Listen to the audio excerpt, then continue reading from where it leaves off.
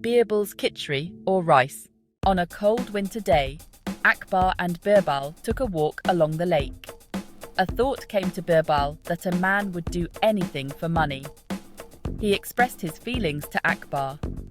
Akbar then put his finger into the lake and immediately removed it, because he shivered with cold. Akbar said, "I don't think a man would spend an entire night in the cold water of this lake for money." Birbal replied, "I am sure I can find such a person." Akbar then challenged Birbal into finding such a person and said that he would reward the person with 1,000 gold coins.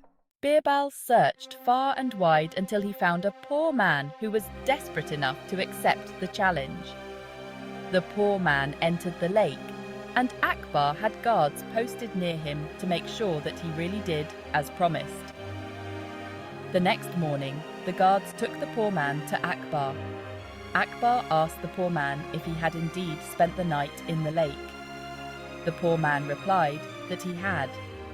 Akbar then asked the poor man how he managed to spend the night in the lake.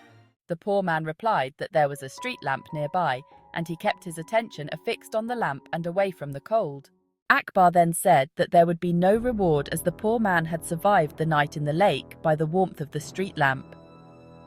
The poor man went to Birbal for help. The next day, Birbal did not go to court. The king, wondering where he was, sent a messenger to his home. The messenger came back saying that Birbal would come once his khichdi, or rice, was cooked. The king waited hours, but Birbal did not come. Finally, the king decided to go to Birbal's house and see what he was up to.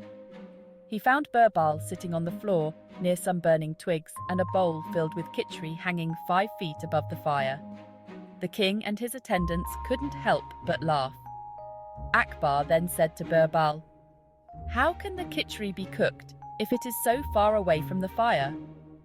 Birbal answered, "The same way the poor man received heat from a street lamp that was more than a furlong away." The king understood his mistake and gave the poor man his reward,